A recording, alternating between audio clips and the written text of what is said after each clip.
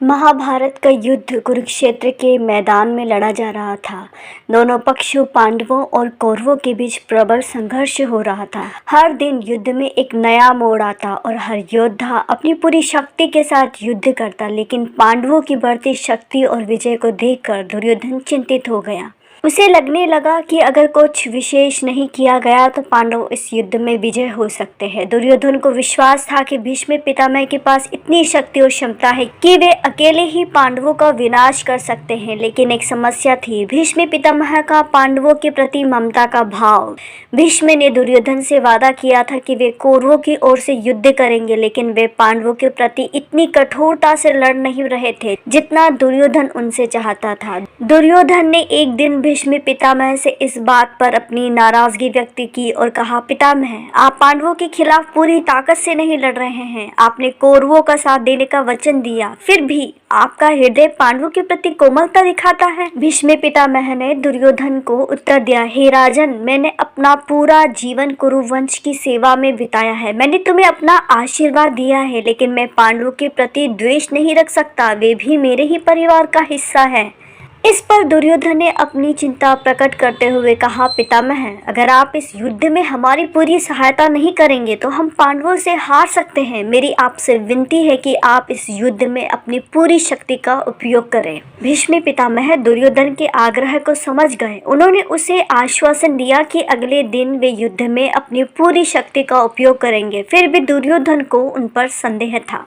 उस रात भीष्म पितामह ने 5 विशेष सोने के तीरों का निर्माण किया। उन्होंने दुर्योधन से कहा, ये 5 तीर दिव्य है और इनका उपयोग मैं कल पांडवों का संहार करने के लिए करूंगा। इन तीरों में इतनी शक्ति है कि इन्हें रोकना असंभव है। दुर्योधन को भीष्म पितामह पर संदेह था कि वे शायद सुबह अपना मन बदल ले और इन तीरों का उपयोग न करें। इसीलिए उसने भीष्म पितामह से आग्रह किया कि वे इन तीरों को उसे सौंप दे ताकि वह स्वयं इन्हें सुबह युद्ध से पहले उन्हें लौटा सके। भीष्म ने उसकी ये बात मान ली और दुर्योधन को 5 तीर दे दिए। दुर्योधन अब संतुष्ट था कि अगले दिन पांडवों का अंत निश्चित है। उसने इन 5 तीरों को अपने शिविर में जाकर सुरक्षित रख लिया और चैन की सांस ली।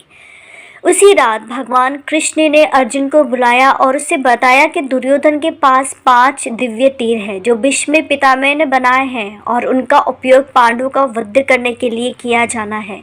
उन्होंने अर्जुन को बताया कि उसे उन तीरों का किसी भी तरह प्राप्त करना होगा, अन्यथा पांडवों के लिए यह युद्ध अत्यंत कठिन हो सकता है। अर्जुन चिंतित हो गए। उन्होंने भगवान कृष्ण से उपाय पूछा। कृष्ण ने मुस्कुराते हुए कहा, दुर्योधन ने कभी तुम्हारे जीवन की रक्षा का वचन दिया था। यह वचन आज तुम्हारे काम आएगा।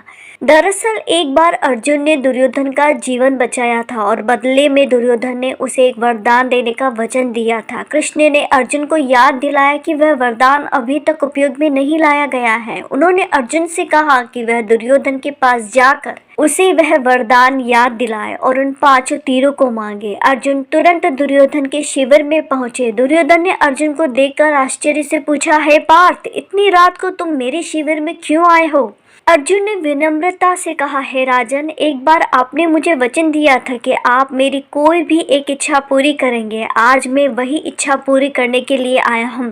दुर्योधन ने हंसते हुए कहा, तुम्हारी इच्छा जानकर प्रसन्नता होगी। पार्थ, बताओ तुम्हें क्या चाहिए? अर्जुन ने उत्तर दिया, मुझे वे 5 सोने के तीर चाहिए जो भीष्म पितामह ने पांडवों को वध करने के लिए बनाए हैं। दुर्योधन इस मांग से हैरान और असहाय हो गया, लेकिन कौरवों के राजकुमार होने के नाते उसे अपना वचन निभाना पड़ा। उसने उन 5 तीरों को अर्जुन को सौंप दिया क्योंकि उसे अपना वचन तोड़ना स्वीकार नहीं था। अर्जुन ने तुरंत उन तीरों को लेकर भगवान कृष्ण के पास लौट आए। अगले दिन जब भीष्म पितामह युद्ध के लिए तैयार हुए तो उन्होंने दुर्योधन से उन 5 तीरों को मांगा, लेकिन दुर्योधन के पास अब कोई उपाय नहीं था। उसे यह स्वीकार करना पड़ा कि उसने अर्जुन के कहने पर वे तीर उसे दे दिए।